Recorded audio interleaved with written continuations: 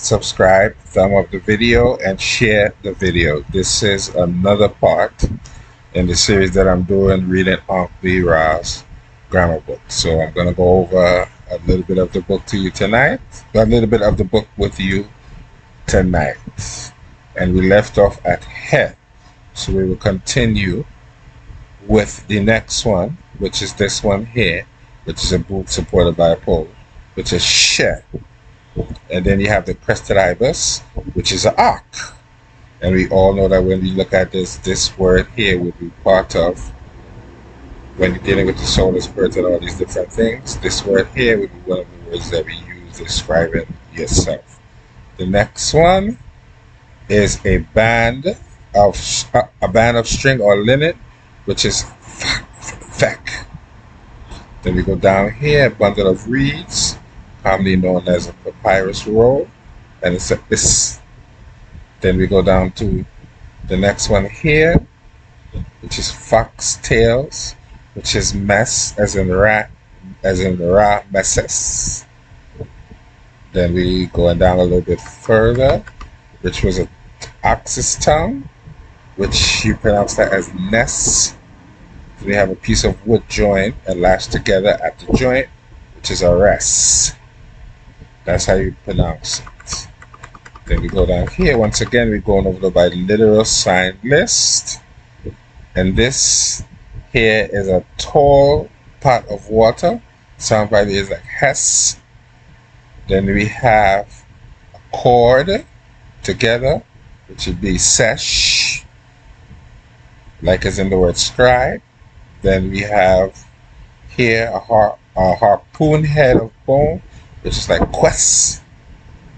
Then we have this here, which is said they're not sure exactly what it is. That's what that means. And it's be guess. Then we have this one here, which is a cormorant, which should be some sort of bird, obviously, which is like aqua. Then we have a swab made from fiber, which is sec. Then we have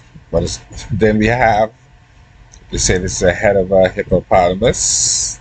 It's like at. Then you have here phallus or penis, which is met.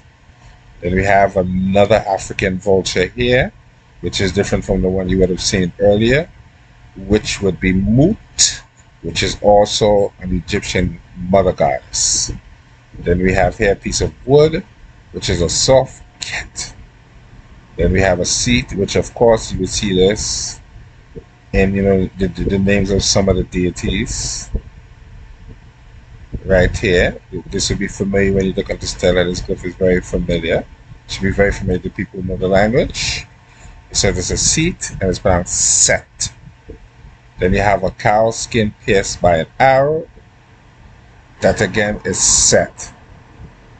Then we go down again, and we have the shoulder knot, and it's Satesh.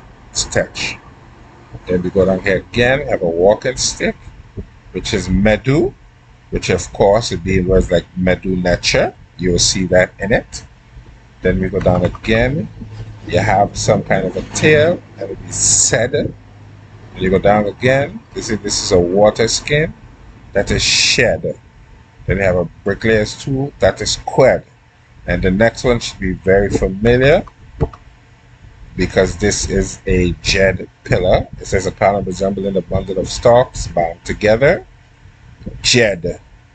Then we go down again, a needle, netting, needle filled with twine. See it here?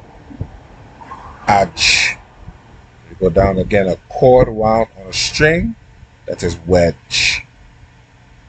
And of course, as you look, some of these symbols will obviously represent words, which of course we will see probably as we go down a little further. He'll tell us which one of these represents words. And this once again is a bow, which is pronounced pedge.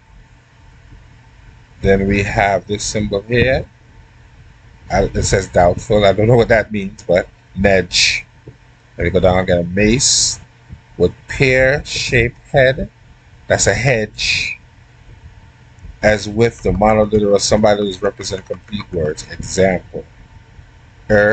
which is an I, which means to make or do.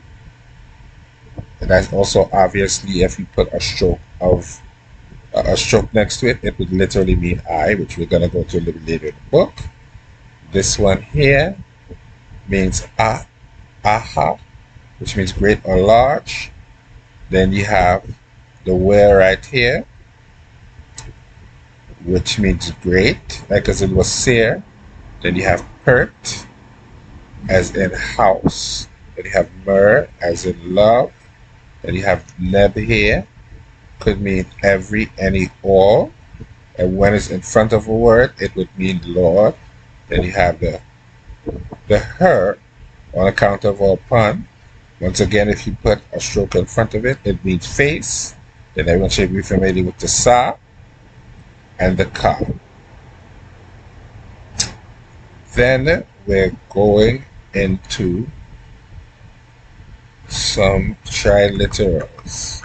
Triliterals are phonemes that represent a consonantal sign.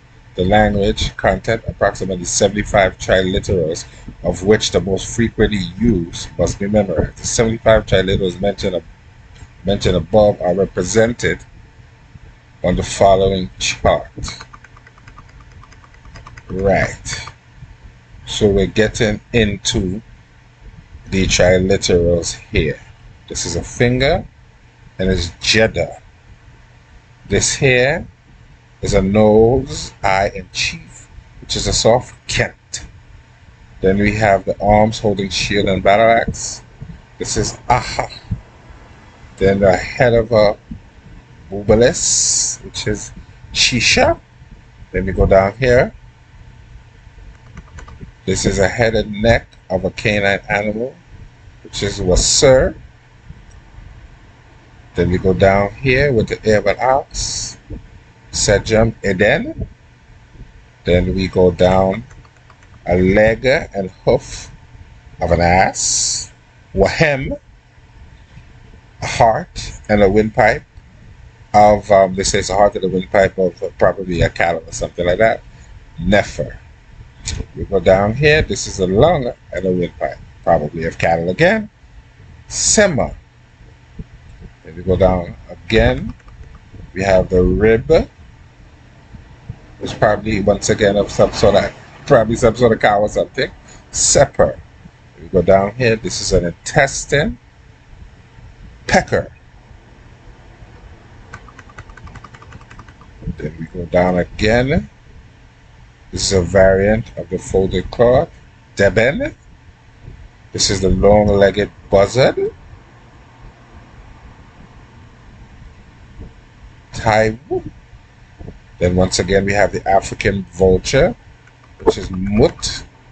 Then we have a heron, which is Benu. Then we have an egret, which is Sida.